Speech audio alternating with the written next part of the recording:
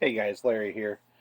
Today I want to shoot a video and tell you how this little $3 cheapy knife from Wally World could potentially save your life.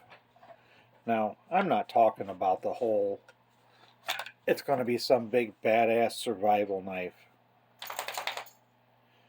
I mean, it does have a fairly comfortable handle and the blade is relatively sharp, but I've cut one of these apart. The tang literally stops right about there. And this blade, if you stress it enough, it will snap. But that's not what I'm talking about with this knife. I'm not talking about bashing it into trees or digging up roots or carving tent stakes or making a bow drill kit. None of the basic bushcraft stuff that people tend to think of a survival knife or a bushcraft knife is capable of. This is more what people think about when they're thinking about a survival knife or a bushcraft knife, something along this line. Not particularly this Schrade SCHF 51, but you get the point. What I'm talking about is you see people all the time, especially on YouTube videos, they're taking their survival knife or their bushcraft knife and they're digging it into the freaking ground, or they're carving up branches with it and they're making shit out of it, and yeah, it's cool, and they're using it to strike a ferro rod, and that's neat and all that stuff. But then they use this same knife that's got probably squirrel piss, raccoon shit, who else knows what's on it from the woods. They use it to cut their food up.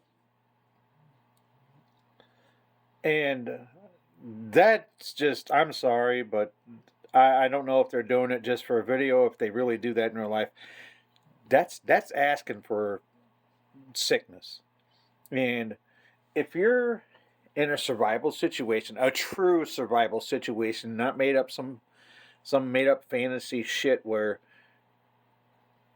you go out in the woods for a Saturday afternoon and you try to make a bushcraft shelter, or you go out foraging for morels or whatever, and oh, look at me, no, I'm talking about a true, everything is going to shit, you're on your own,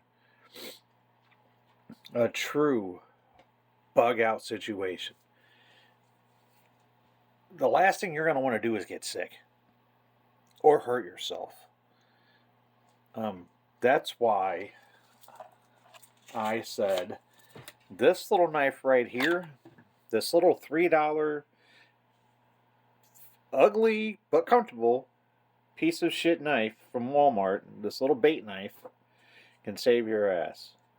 Because you could use this little $3 knife to do all your food prep work. It'll cut meat, it'll cut vegetables, it'll cut mushrooms, it'll do whatever you need it to do, and you can use it strictly for that. This thing literally weighs hardly anything, and you can just toss this in your pack and use it for food prep. That way, that's all it's used for. And then when you're done, give it a good wipe off.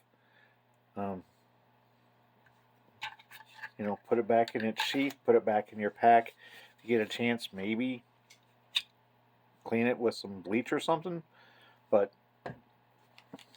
save the heavy lifting for this guy, okay?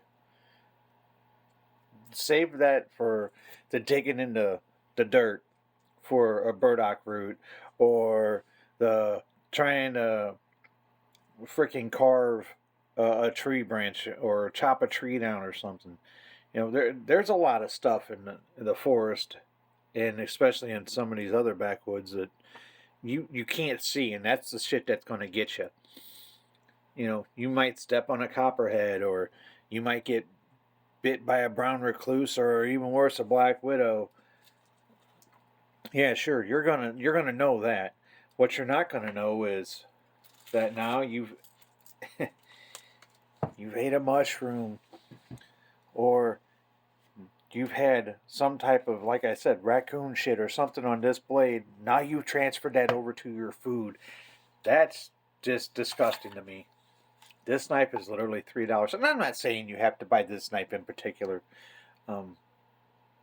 Honestly, I carry a Mora. Mora Robust, as a matter of fact. That is all it's strictly for. It is strictly for food prep. But I saw this little knife today, and it got me thinking about that. And it seems like every video you see on YouTube lately is all about doing bushcraft and all that shit. So, like I said, go buy you one of these little knives, throw it in your pack, use it for your food prep knife. Or not necessarily this knife. Like I said, I use a Mora Robust. I've had that for a couple years now. Good knife. That's all it's used for is food prep. So stay tuned. I got some really cool stuff I'm kind of working on. And I'll probably be shooting another video tomorrow because I found some really cool stuff at Walmart in the clearance aisle. And I also wanted to tell you that watch what you've been buying on Amazon lately, because I've bought quite a lot of stuff on there.